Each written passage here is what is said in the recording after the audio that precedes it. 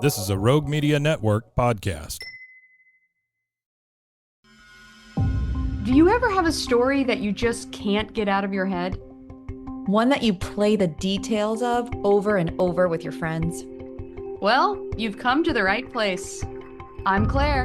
And I'm Susan. And this is Justice Pending, a weekly true crime podcast where we discuss tantalizing crimes with more questions than answers.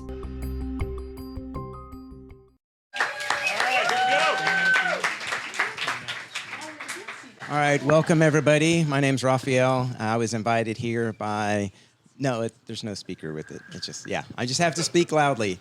So I was invited here by Mockingbird Books to MC this. So thank you, Mockingbird Books, for hosting this. And we're going to be here with Claire Sandomal and Andy Kahan. They're going to be talking about the Belinda Temple, so the murder case. And then thank you, Mike, for setting up all of the equipment for the podcast and everything. And thank you, Kendall, for checking everybody in. So we'll go ahead and hand it off to them to get it started.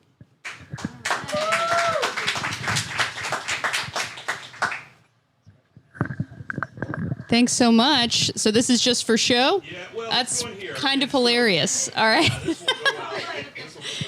Here we go. Well, thank you so much for joining us for Justice Pending, the Belinda Temple case, live from Katy. This is a case that has been top of mind for people in this community for 30 years, which is hard to believe. It was January 11th, 1999, when Belinda Temple was shot and killed in her own home. Her husband, David Temple, called 911 to report a home invasion. The investigation that followed spanned years and led to multiple trials and conflicting theories of the case. It's a debate that still rages on today.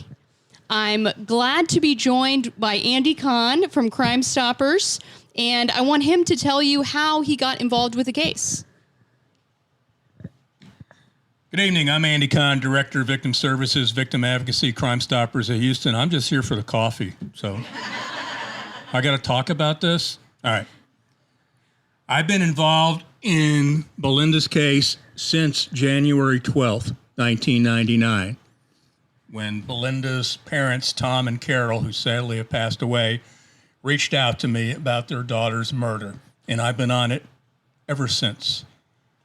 I serve on the board of Parents of Murdered Children and Surviving Family Members of Homicide, which is probably the only organization in the country in which someone else writes out your membership for you.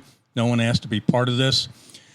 And in this particular case, I've been involved in hundreds, if not thousands, but still to this date, this is the most unusual, the most bizarre, and the most hectic case that I've ever participated in, mainly because of the longevity of the case. And as I told Brian and Belinda's twin sister, Brenda, I hope no one ever has to go through what their family had to go through in 24 plus years.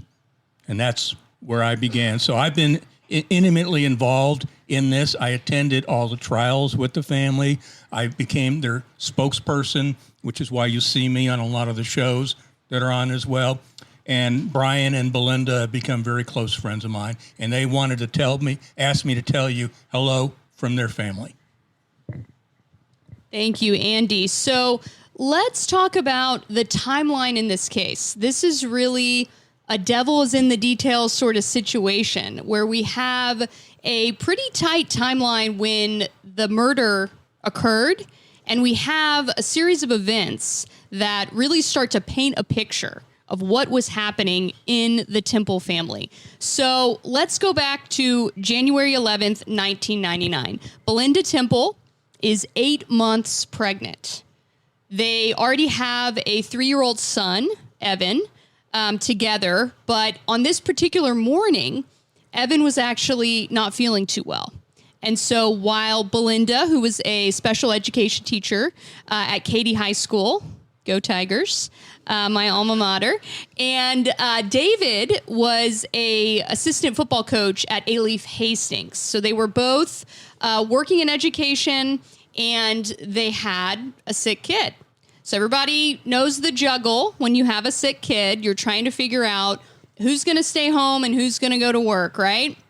Well, in this case, with Belinda being 8 months pregnant, she was trying to stack up that PTO, right? She didn't want to miss time now when she knew she was going to be having the baby. And so she had spoken to David about being the one to go be with their son if he were to be too sick at daycare and need someone to come home. But whenever the daycare calls, you know, who do they call?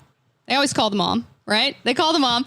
And so Belinda's trying to get a hold of David. And at this time, she's not able to get a hold of him. And she's frustrated because they'd already known that their son wasn't feeling well. They'd kind of discussed a plan. And so why couldn't she reach him? What was David doing? This is something we'll circle back to. But just know that for many hours, she's not able to reach her husband. And so Belinda actually has to leave school and picks up her son and waits to get in touch with David, who finally does get in touch and comes home and allows Belinda to go back to Katy High School and finish out the day. So that leads us to about 3:30 p.m., the end of an educator's day, right? And so she's leaving Katy High School and stops by her in-laws, the Temples, to pick up some homemade soup for the family, a kind gesture. But it also gives us a key point in the timeline because we know that she would have left their house around 3:45, 4 o'clock is generous, right? You have a sick kid at home. You're 8 months pregnant. You're not going to sit around and talk for half an hour with the in-laws. You're going to get the soup and head on home, right? So at this point, Belinda arrives back home, and this is where we have to take David Temple's word for it, at least initially, because he's the only adult witness to what happens next. So at this point, David says that Belinda was tired and wanted to take a nap, and that he left the house with Evan to go run some errands. Do you want to talk about that, Andy? So David, being the magnanimous man, decides he's going to take sick Evan, put him in the car. I don't even believe at that time there was a car seat in the car, but that's okay. So David drives all around Katy area and decides he's going to take him to a park like 8 miles away, even though there's a park right by their neighborhood. But no, we're going to go 8 miles with a sick kid, goes there. Then he goes to several stores that all of you will recognize, Brookshire Brothers. And he walks into Home Depot. There's a big picture of him walking into Home Depot with Evan. And then pretty soon walks back. Who goes into Home Depot for like less than 5 minutes? Only one person that I know of, but he wanted to make sure that he got visibly seen there. So he's doing all this with a sick kid before he finally ends up coming home. But he was actually seen by someone that actually saw him taking a route home. And that's where things get really squirrely. Yes, they do. So it's not until an hour after that first surveillance image of David and his son, Evan, that they make it back home. So you have this hour-long, maybe hour-and-a-half-long period of running errands with a sick kid in, like, the witching hour, right? Like, kids around 4 or 5 o'clock, it's not really the time for activities and excursions, right? It's a time to be winding down at home. And we have this very unusual activity of going on these multiple errands. And it allows David to have these timestamps in his, what would eventually become his alibi, pinpointing him at these different locations. And by the time they get home, which is about 5:30, they arrive home. And as David would say, he notices that something is wrong at the house. There's a door where the glass has been broken out. He suspects, he says, a home invasion. And so he takes his son to the neighbors tells the neighbors, our home's been broken into and you need to call 911. And so the first 911 call is actually from the neighbors.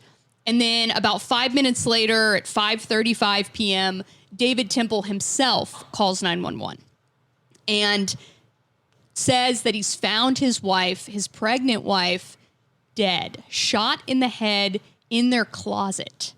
And it is a horrific scene. There is, of course, the first responders say, can you try CPR? Can you find a pulse? And he says, she's gone. She's dead. There is no pulse. And it is just really a heartbreaking scene as you see this mother and child that are completely wasted away here, senselessly. This is a suburban street in Katy, Texas, at, the time that most people are coming home from work and school. This is not a typical time for a burglary. You're talking about home invasions. Hey, they happen, right? They do happen. But when do they happen? The middle of the night, right? You're going to talk about 2, 3, 4 a.m., maybe, 5 a.m. But even then, people are starting to get up and go to work. So the idea that it would be this late, I'd love for Andy to talk about that. All right, so let's be real. Not even the dumbest burglar in the world is going to break into a home in the middle of a day after 3 p.m. during a work week when kids are coming home from school. That's number one fallacy. Number two, of course, the broken door. And we'll get into some of the evidence involving that. So we took a look, and I said, well, I wonder how many burglaries occurred in that neighborhood. Let's say that year, the year before, 2 years before. And I got a very consistent answer. A big fat 0. No burglaries had occurred. So that sends up major red flags for the officers that came to the scene. All right, so let's talk about the evidence. This is a complicated crime scene. We've alluded to the fact that there was a broken window. So it's the back door that actually has a window busted out. The glass is broken. There's also signs of distress inside the house. Television has been flipped over off of its TV stand. It's still plugged in, which is interesting. Drawers are open. Things have been rifled through. It definitely looks like, I don't know, maybe like some wild raccoons got into the house. Like things are turned upside down, but interestingly enough, nothing's missing. When they start to do an inventory, they realize all of Belinda's jewelry's there, her wallet's there, her purse is there, the electronics are there. So if this was a home invasion robbery, what did they take? You know what they took? They took Belinda and her unborn child's life. That's what they took. I mean, again, if you're going to stage a burglary, at least have the pretense to even take something. His jewelry's right there. Other jewelry's right there. Her stuff is right there. You don't even take that. And then, of course, when investigators were looking at the glass, when it was shattered from the inward as opposed to the outward, that was another huge red flag as well. And then, you know what the big one was? Anybody ever heard of Shaka? Nope. Who knows what Shaka is? The dog. Shaka was a terror. Shaka ruled that yard. You didn't go past the Temple house without Shaka barking up a storm and everybody knowing that you were near the Temple house. You can't get in the house with Shaka around. When the deputies arrived at the crime scene, they almost had to put the dog down because they couldn't get in. Yet David Temple's telling investigators that somehow burglars managed to get past Shaka the dog, but the deputies couldn't. The dog continues to be a question that the defense doesn't have a good answer for. They've tried to say that David put the dog in the garage. They've tried to invent reasons why this dog wouldn't be barking for a stranger, but it really defies logic for anyone that knew this dog. And it has really created a big problem for David Temple's theory of the case, which is a stranger broke in and killed his pregnant wife, right? So let's talk about the murder weapon.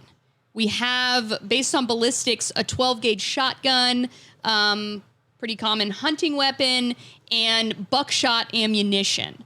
So this is not something, if you're robbing houses, that you would typically bring with you, is it, Andy? All right. How many burglars, and I know a lot, how many burglars go around with a shotgun? Again, you got to be ridiculous to think you're going to break into a home the middle of the day walking around with a shotgun. It just doesn't happen. And again, we said, you know what? Let's, for grins, take a look at the weapons used in break-ins. Guess what weapon we didn't ever find? A shotgun. Again, another big fat zero. So strike one on the dumb burglar aspect, strike two on the shotgun. So no one has to guess Andy's opinion on this case. So we have this gun that has disappeared, right? There are two guns found at the Temple home, but neither of them match ballistically with the murder weapon. So we are left wondering, where could this gun be? And again, we go back to David Temple's movements on the day of the murder. And we have this really interesting map that he took to go not only to run these errands, to take his sick son to play in a park. We all know how sick kids love to play in the park. But there's unaccounted time for. And there is this witness that Andy mentioned that sees David Temple, recognizes him because of his career playing football, Katy High School, known as the Temple of Doom. A little double meaning might be applicable here. And then coaching, right, at a local high school. So he's recognizable and he's noticed. And where he's seen, actually, there are rice fields. And it has been hypothesized that the amount of time that he was gone and the locations that he visited, there's about a 15, 20-minute discrepancy from how long it would have really taken him to just go from place to place, even accounting for visiting them for a period of time. Because we have, of course, the entrance and the exits with the video surveillance. We know how long he was in the stores. But the idea that he could have dumped this murder weapon while he's out driving, it's definitely another piece of the puzzle that we wish we had the clear picture, but we start to see a very logical explanation for why no one's ever been able to find that shotgun. What do you think about the probability of it being discarded, Andy? 190 bazillion% on that. It's that's just the reality of it. He was very calm, even in the 911 call. If you listen to it, which I've listened to it, he's very calm. He's not, think about yourself in a situation like that. You'd probably be a little bit hysterical, yelling, crying or something. He was very methodical. His whole demeanor was calm, like it happened. She's gone. And that's the end of it. And when he was questioned, by deputies, he immediately clamored up, "I want a lawyer." That says something. Your pregnant wife was just murdered, an unborn child murdered, and all you're talking about is, "I want my lawyer." So let's also talk about one other piece of, I guess you would call it circumstantial evidence, where we have questions about when Belinda Temple died. We have this period of time, 3:45, 4 o'clock to 5:30, before the 911 call. And we don't know, the medical examiner, it's not like CSI, y'all. They can't tell you down to the minute when someone was shot. They can give you a window. They can look at an estimate. But an hour and a half, it's too tight of a timeline for them to say definitively when she was shot. So what do, good investigators do? They pound the pavement. They start knocking on doors. They talk to neighbors. And so there are neighbors who are just behind the Temple's house, and they had some kids home from school, after school, watching a movie. And these kids said they remembered hearing what they thought might be a gunshot, a loud noise that they remembered hearing. And so everyone's trying to figure out, well, kids aren't looking at the clock. They don't know what time it was. So they try to go back and play the movie and say, when did you hear the gunshot? What scene was it on? And then they take, the time code of the movie and place it up against when we know Belinda Temple got home. And, it's not an exact science. It's not a mathematical equation. It's an estimate. But based on when they hear this noise and the scene that's playing and all those other factors, they believe that the noise they heard went off about 4:30 p.m. So that's very good news for David Temple. Do you remember why? He's on video surveillance at 4:32 at Home Depot. So if that's really the time that the gunshot went off, if you could actually say that for certain, then he would have an airtight alibi. So what are your thoughts on that, Andy? Do I have to say anything? Can I just smile? Yeah, so again, you're basing it on young kids. And so, obviously the defense was really zeroing in on that time frame, and I would too if I was a part of that defense team on that. But again, there was no conclusive time that could ever be stated factually on that. And then, of course, our perspective was that, I'll just come out and say it, he murdered Belinda before he went on his Little Mary errand trip as well. And I think everybody eventually became more comfortable with that theory than with that little tiny window that he was trying to establish an alibi for. So we've talked about David lawyering up pretty early in the process, but we haven't talked about who he got as his defense attorney. And this is a legal legend. It was actually first. First, he didn't have Dick DeGuerin? No, at first he had some guy with the appropriate name, Paul Looney, who was actually defended was actually Timothy McVeigh's original attorney. And you saw how that went. So, yeah, Paul Looney was his original attorney, and basically Temple basically said, I'm not talking anymore. You would think someone would want to talk because you would think they'd want to know who the heck murdered your wife. Right? Something. But that didn't happen. Then eventually he got the, quote, living legend Dick DeGuerin to represent them, and that became one of the all-time you-know-what contests. So we had Dick DeGuerin for the defense at trial, and we also had Kelly Siegler as the prosecutor of Cold Justice fame. Not at that time, but later on. And so you have two really big, heavy hitters in the courtroom for this case, but I'm getting ahead of myself. So let's talk about suspects. Of course, you have to start with the person closest to the victim. And in this case, that's David Temple. We have talked about how he had the time to do this. He had access to the house with no other witnesses other than a 3-year-old that can very easily, at that age, be distracted, have things explained to them. That's a very young age to witness anything. He was actually asleep. Yeah. Yeah. So we have, of course, David Temple, and we have to talk about the fact that the number one risk to pregnant women is actually their partners.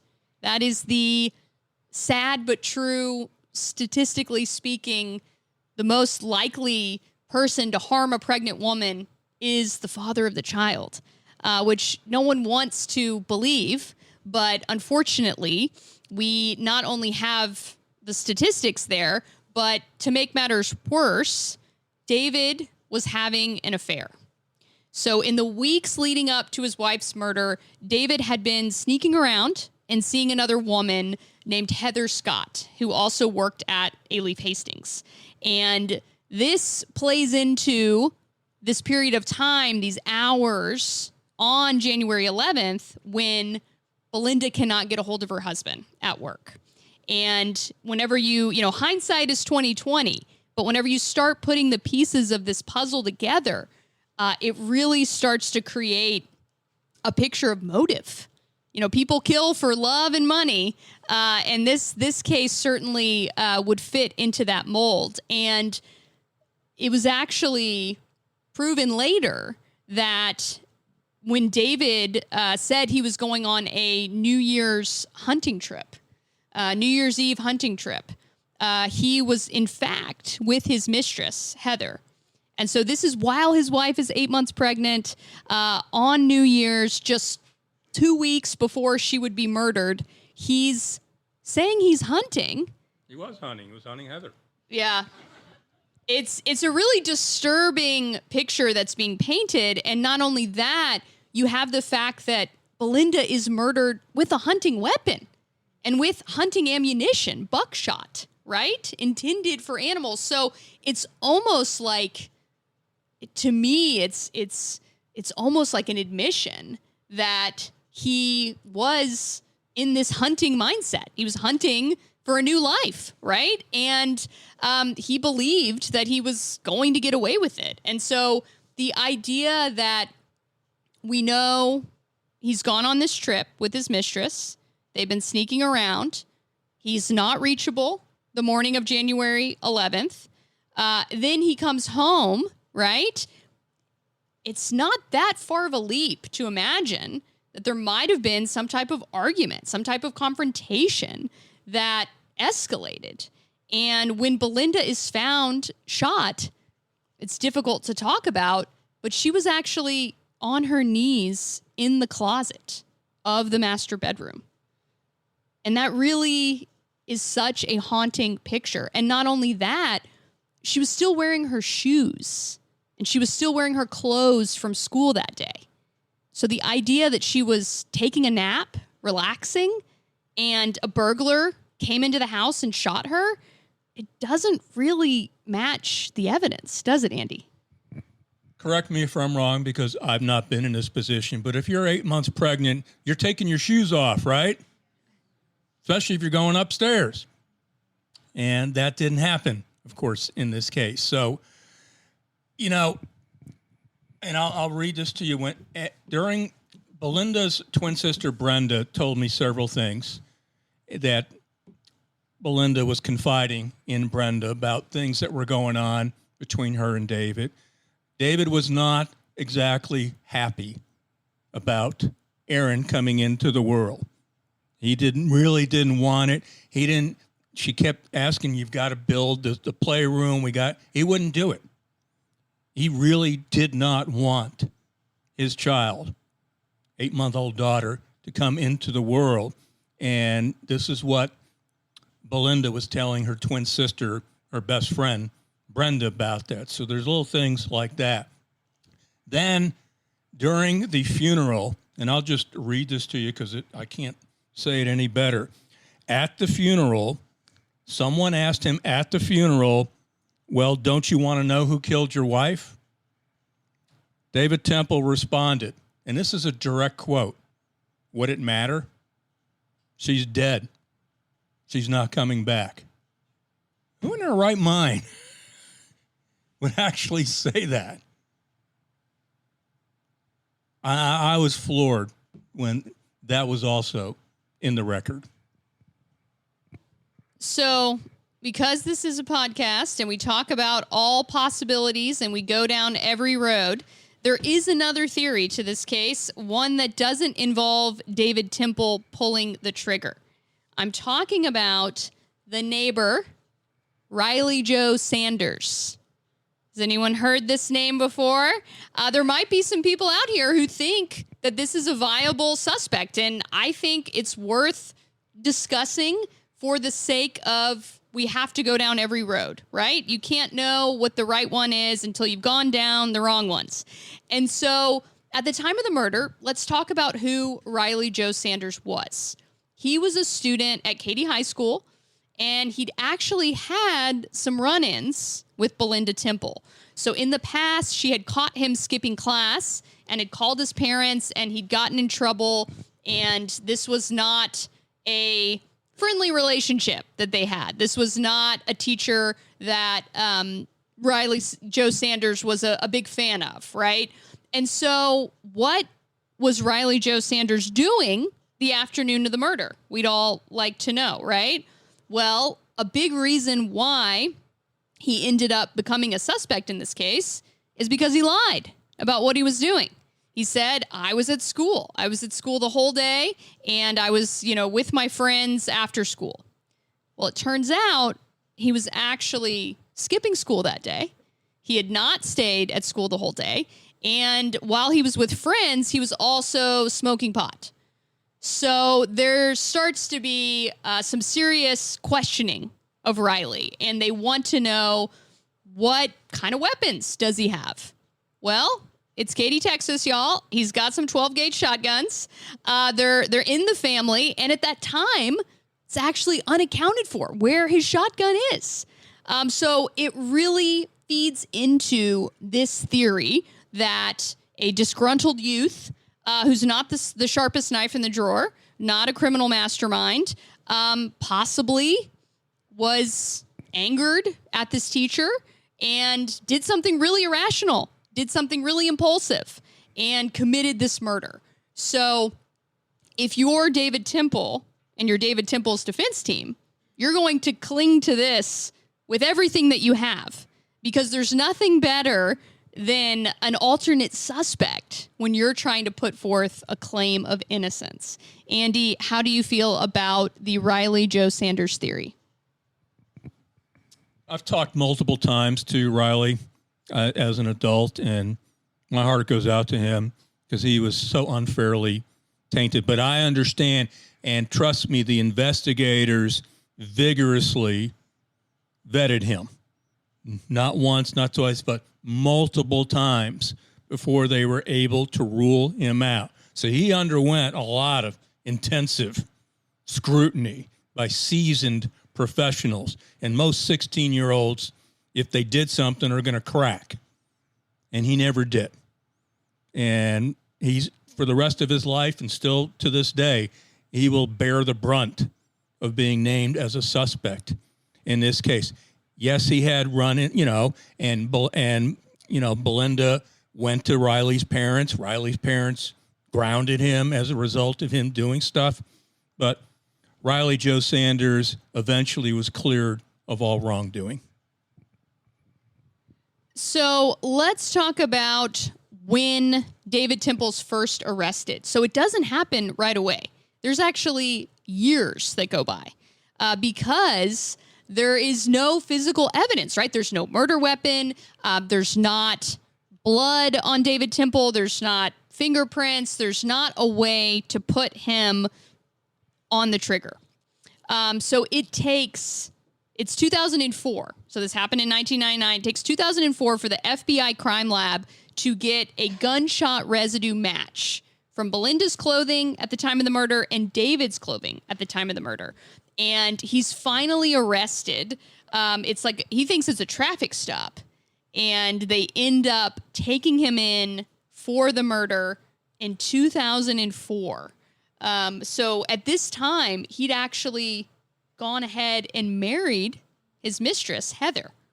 So he was living this completely different life that was upended by the arrest. And because arrests and the wheels of justice, it spins slowly.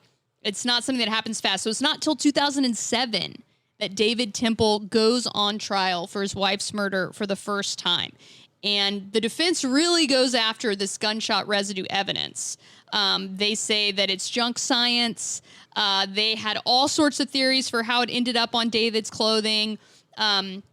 They even pulled up the fact that the FBI crime lab shared a ventilation system with the shooting range, and the idea that these gunshot residue particles magically floated through the air and landed on David's clothing that match Brenda's. I mean, it all sounds pretty far-fetched, right, Andy?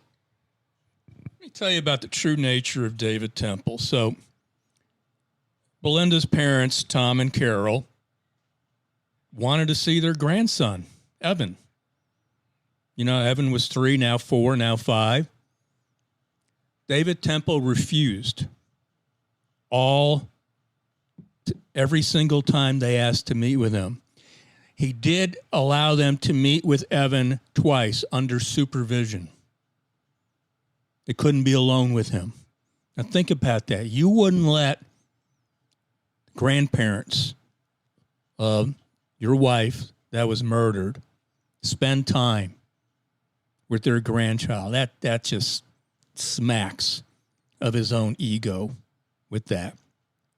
It did take years for him to finally get charged, and then he's out on bond, and then we got to wait for trial. It took, and let me go back to Heather. So January 11th, 1999, Valentine's Day, February 14th, 1999.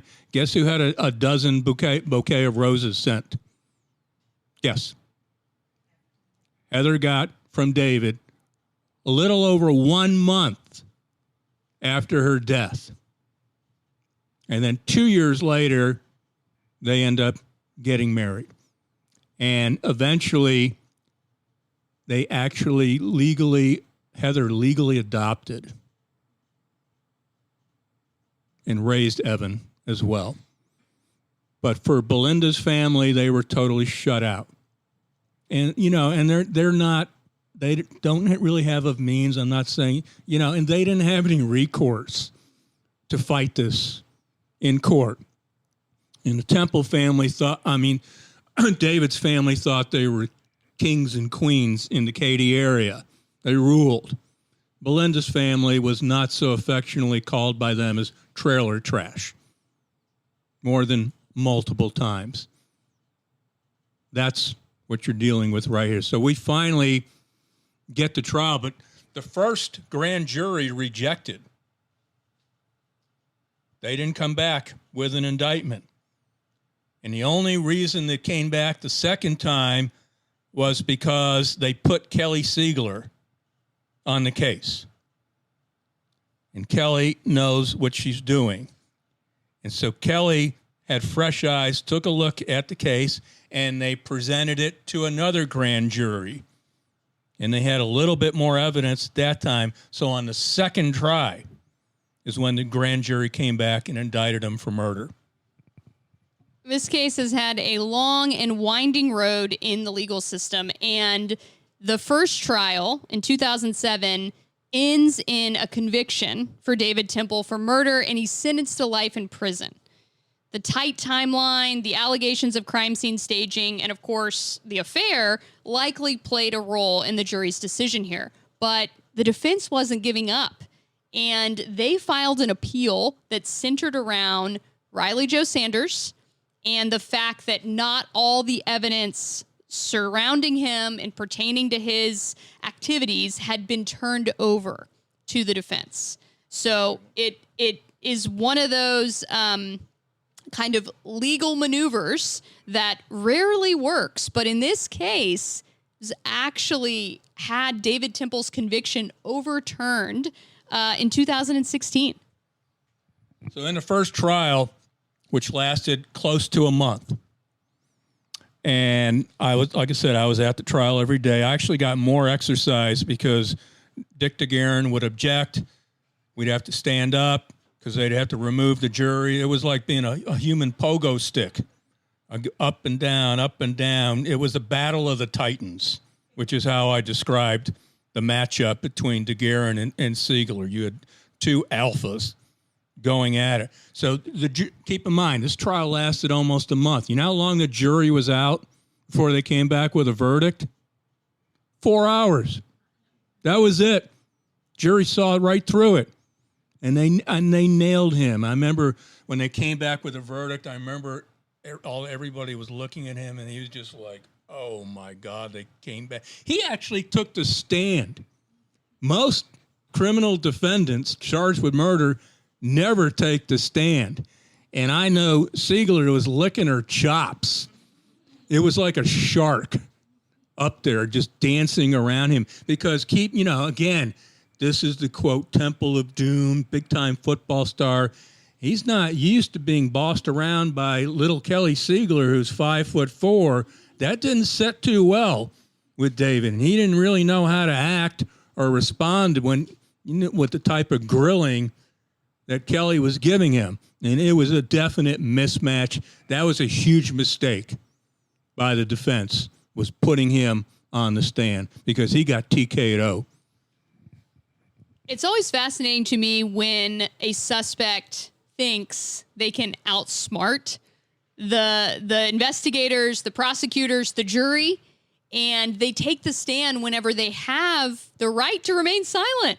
It's such an important right, but I'm so glad that the guilty people many times don't think that they'll be caught, and it's their own undoing by going on the stand, and it is a extreme act of hubris to think that they can go up there and answer for their crimes and actually get away with it. And it's always a fascinating day in court. There's a lot of boring days in court, but the day that the defendant takes the stand is not one of the boring ones for sure. So we have this whole other trial that goes down. It doesn't happen until 2019, and in that interim, David Temple actually gets out of prison and is out on bond, which is just remarkable. I'm going to go back. There's one thing I do want to go back on the original 1999 murder. I wasn't working at Crime Stoppers then, but I was affiliated with them in my capacity. We put out a billboard, Crime Stoppers did, right on the Katy freeway, right by, I believe it was, wherever the Grand Parkway wasn't, but whatever it is right now. And we had a billboard, who killed, $10,000 reward. We had a press conference. I was there with Belinda's family. You know who wasn't there? Nobody from the Temple family. I'm going, why aren't they here trying to find out who killed their daughter-in-law? They weren't there, period. But David did get out on bond, and he actually, when he got out, he was like, he got out and he started yelling at the cameras, "I'm going to find out who did me wrong," and his attorney's telling him to don't say anymore. And you saw it right there. I'm going to find out who unjustly, kept me in prison, things of that nature. Nothing about Belinda again. So David Temple got yet another day in court, another trial in 2019. This time, his second wife, Heather Scott, was no longer by his side. She actually filed for divorce. Yeah, it was a bombshell. Yes, it was. And many people thought that maybe new information would come out. Now that, you have spousal privilege, you don't have to testify against your spouse. You can't be compelled to do that. But they were no longer married. But unfortunately, there wasn't any revelation from Heather Scott about any type of pillow talk, confession. You know what the revelation was when she testified? That her own testimony said, David and I never discussed the murder of Belinda during our marriage. Kid, come on. Really? It was like pulling teeth out of her on the stand. You want to talk about someone that was reluctantly being up there? It definitely showed. I actually got tipped off before it was released that the divorce. We confirmed it, and then it was like a bomb exploded when that happened as well. So, but again, I was at that trial every single day with Belinda's family, Tom was still alive at that time. Carol, unfortunately, had passed away. And every single day that we were there, it was just amazing. And this time he has a new attorney, Stan Schneider, okay, another very well-known, attorney that's very well respected. And at this time, though, he gets a court-appointed attorney because David claims he's indigent. And I guess the whole Temple family law, all of a sudden, they couldn't fork it up. So they actually appointed Stan Schneider as a court-appointed attorney during the trial. So round two, even with all this new evidence allowed in against alternate suspect Riley Joe Sanders, David was once again convicted and ultimately sentenced to life in prison. There's a little plot twist in that they initially say, we're going to have a hung jury. We can't decide his punishment. We're going to have a whole separate trial for sentencing. But all in all, he was ultimately given the same punishment again. So despite all of the machinations, the result was the same. The jury quickly convicted him the second time. And they were out days on the punishment phase. And we're like, I can't believe this. They finally came back and said, we're hung. We can't come back with a verdict. And so they had to do a mistrial, not on the guilt and innocence, but on the punishment. I've not seen that before. 2 jurors reached out to me that evening. They called me. And they wanted me please let Belinda's family know how sorry we were. And they kind of gave me a blow-by-blow what was happening in the jury room, which you don't often hear. They said it was 10 for life.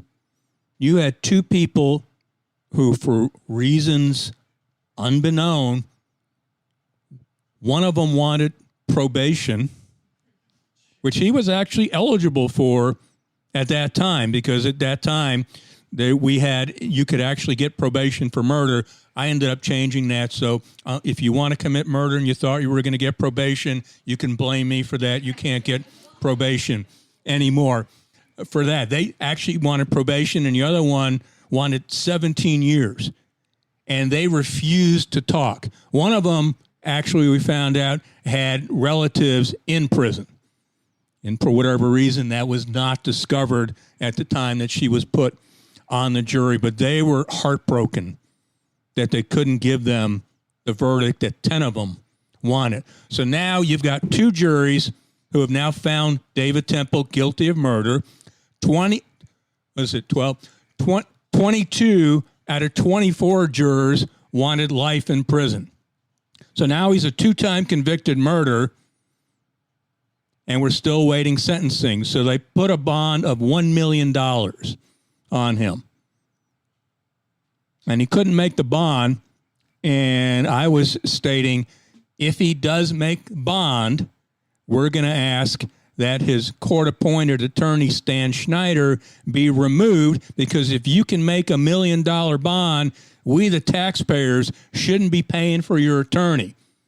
So he remained in custody, awaiting not guilt or innocent trial, but waiting sentencing for punishment. And so he was finally fully punished with life in prison once again. And he continued to try to appeal everything that he could on all the legal grounds that he could, all the way up until 2025, when the Court of Appeals upheld the conviction and the life sentence. So have we heard the last from David Temple, Andy? I'm going to go back to the trial, because I'm going to tell you one of the saddest things that I saw was when Evan walked into the courtroom. Evan's now a young man. He graduated from Texas A&M. By all accounts, he's very well adjusted, solid person. When he walked into the courtroom, I'm sitting with Brian and Brenda. And Brian turns around and he says to me, "That's the first time I've seen Evan in over 20 years. And he said, he's got Belinda's eyes. That was one of the saddest things. And they actually put Evan on the stand in the punishment phase. Evan, and I'm not saying anything negative against him. He fully believes in his father's innocence. And I'm not going to take that away from him. And he fully believed that he had two mothers, the mother that birthed him, and as he says, the mother that raised him, Heather, on that as well. And I do believe in the second trial, the jury was very sympathetic towards Evan, and maybe that might have played a role into why they couldn't come up with the sentencing on the life. But he did testify again on the third sentencing phase. Not only that, but in the punishment phase of the trial, David Temple brought in 7 character witnesses from prison. At this time, he's now a ordained prison minister. Yes, he is a minister in TDCJ. And I'm going, if you're a minister, don't you got to admit what you did? How can you minister to other people if you're not even admitting you killed your wife? He had one person up there, we're looking him up. I'm pointing out to the media, he's a convicted sex offender out on parole. And I'm going, this was his character witnesses. You can't script that.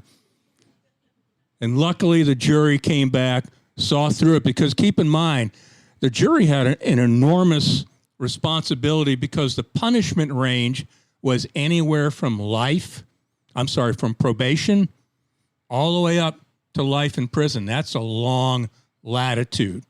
And to get 12 people to agree, so now you have 34 out of 36 jurors who agreed in giving him a life sentence. David Temple is parole eligible in the year 2040. Now, I already said I'm planning on being there because our perspective is you don't deserve to ever breathe free air again. And we're going to make damn sure that you don't do that. And you can go on and continue to pretend you're some sort of prison minister or whatever. Have a nice life behind bars. It's really the ultimate grift, the ones who are convicted of these crimes and then they want to play the victim. The idea that David Temple is a victim here is a pretty big farce, but I'm sure he's got people behind bars believing it. So thank you so much. I'd love to take your questions. Raphael's going to come around, and if you have a question, he's going to hand you the mic and let you take a question. Thank you. 2 quick questions. Back in 1999, did they test for fingerprints, like on the broken door, pushing over the TV? Was there any of that done back then? I don't know, if they did that kind of stuff back then, but it wouldn't it show someone's fingerprints unless they wore gloves? But Right. They absolutely tested for fingerprints. A lot of the problems that you have with areas like doorknobs and TVs, high touch areas. And so if they're not a clean area with a pristine fingerprint, they've been touched hundreds or thousands of times before someone has wiped it clean. And so it's very difficult to get a clean fingerprint from a high touch area like a doorknob or a TV. And of course, David Temple lived there. So his fingerprints being there wouldn't have even been suspicious. But it would rule out. Yeah. Right. Yeah. Right. And then the second part of the question is, Heather, when you said that he got divorced and she still didn't want to say anything, did they rule out that she could have been an accomplice in this whole thing? They confiscated all the emails back and forth between them since they were both at the same school. And it didn't appear that she was aware. I mean, obviously she was aware that Belinda was murdered. And, you're going to believe what David Temple said. I just find it hard to believe that you never talked about it in whatever years. And especially because David's in prison for roughly 8 or 9 years, and you're raising Evan at the time. Okay. Thank Thank you. you.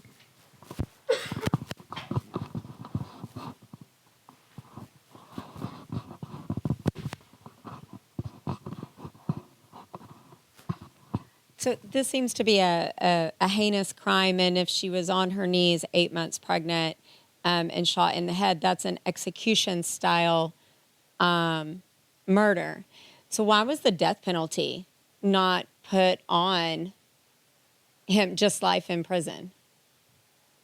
Yeah, it's a great question. I mean, the death penalty triggers so many different protocols, including multiple mandatory appeals.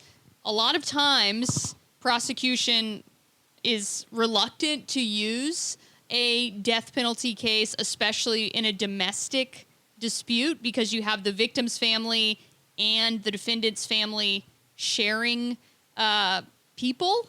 And so the idea that you would execute someone else in this family starts to kind of compound the trauma. But Andy, do you have anything else to add on this particular case? No, I'm just kidding. Actually, he didn't meet the criteria for death penalty. Death penalty in that particular case would have involved the murder of 2 people. And at that time, an unborn child wasn't considered by statute to be an actual person. And so because there was no other offense committed, so in other words, if I go and shoot you and kill you right now, I'm not eligible for the death penalty, okay? But if I rob you, kidnap, or sexually assault you and kill you because there's another crime attached besides the murder, then I'm eligible. And that didn't happen in David Temple's case. That does not make sense. Well, criminal justice and logic are oxymoronic terms that often have a difficult times making sense. So that's why he was not eligible.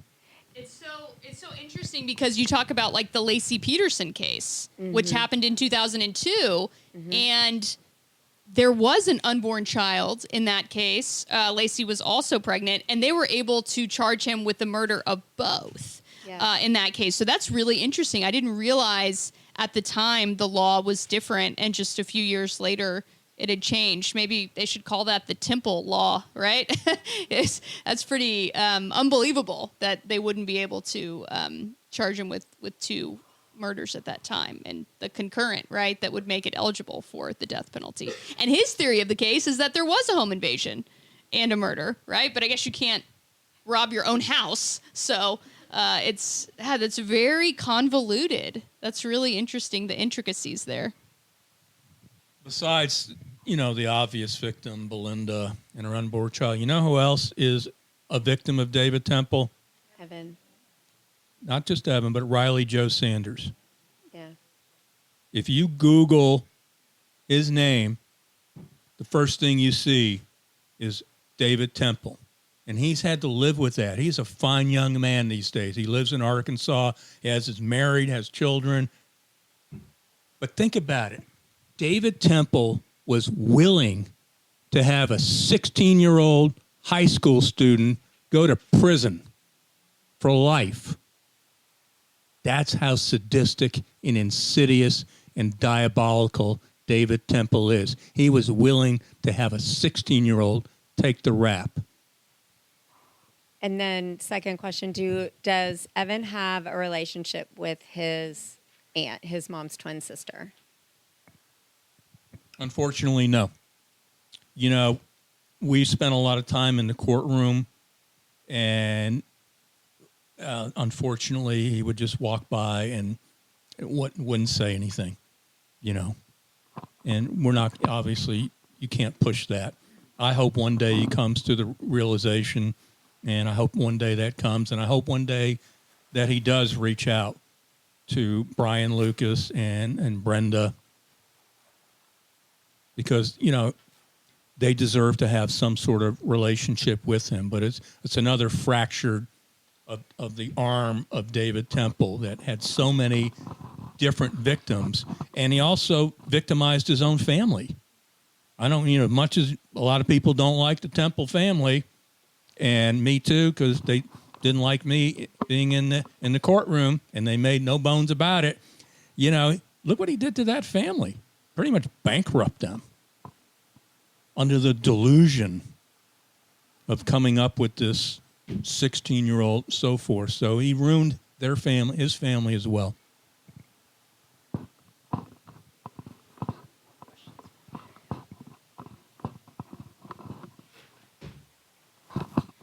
Did Belinda have a life insurance policy that David tried to collect on or anything after her murder?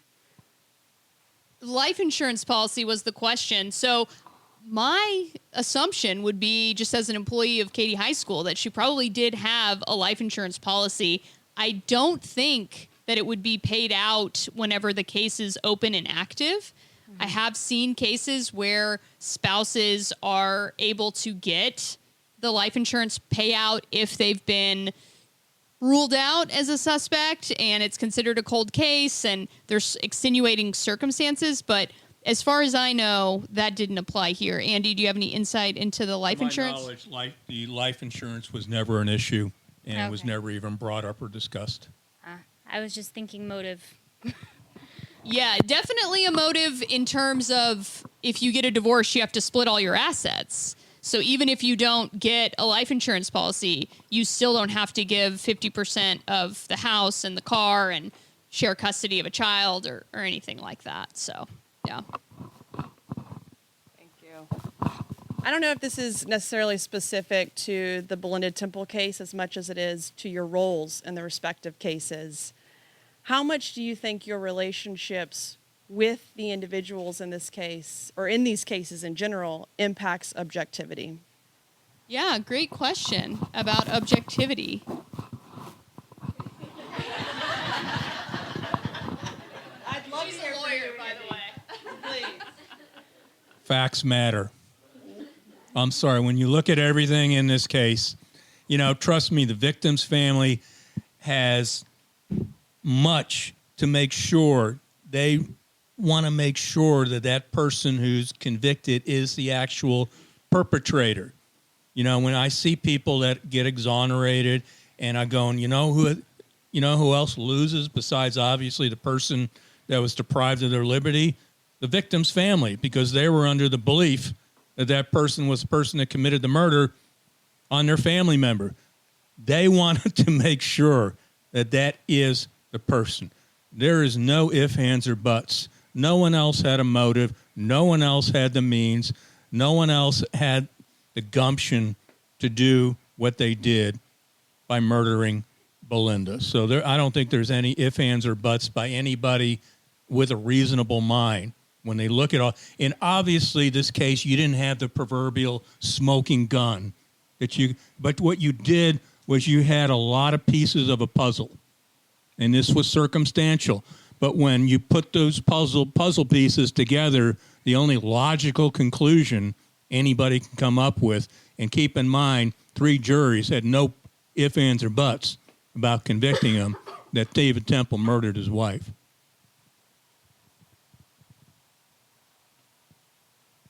Any other questions? Thank you so much. Oh, we got a couple more. All right. We got someone back there.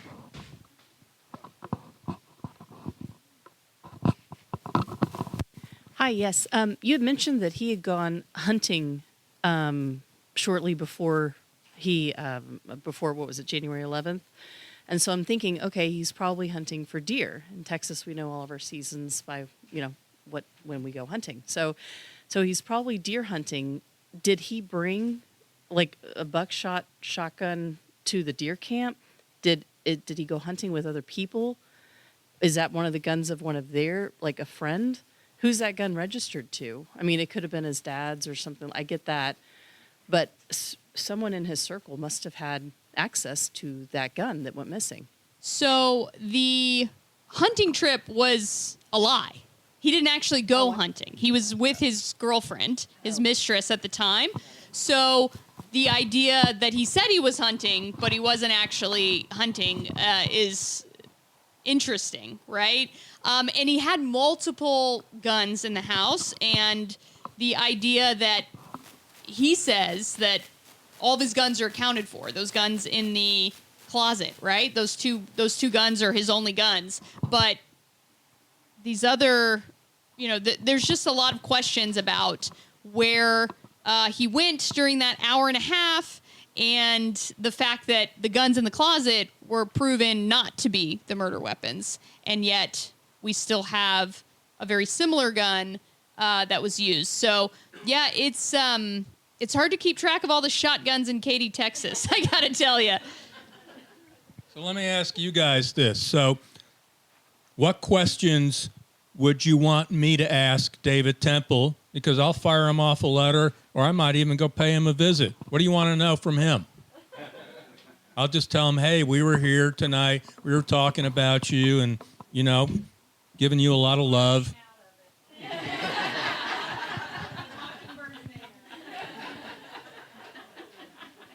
I used to have a P.O. box for all the letters I would write to prison because I didn't want, I think they're probably never going to get out, but just in case, right?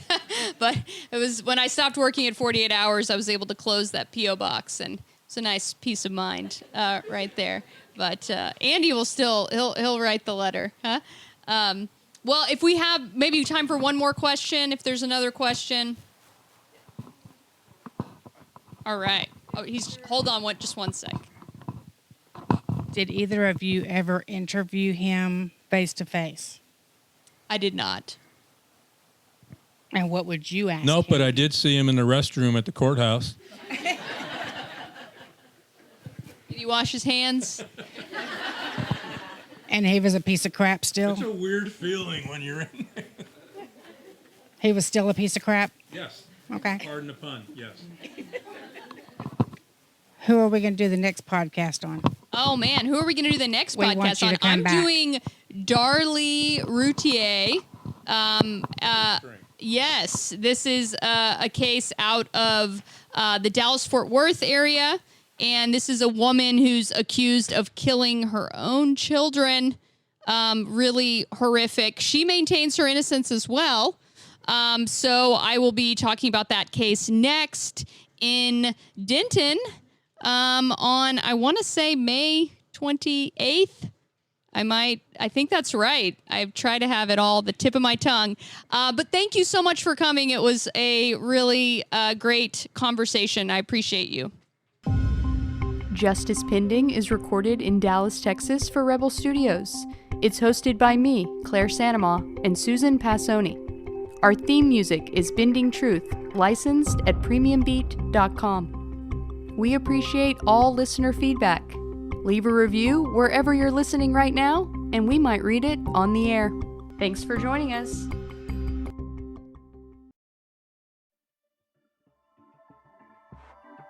This has been a Rogue Media Network production.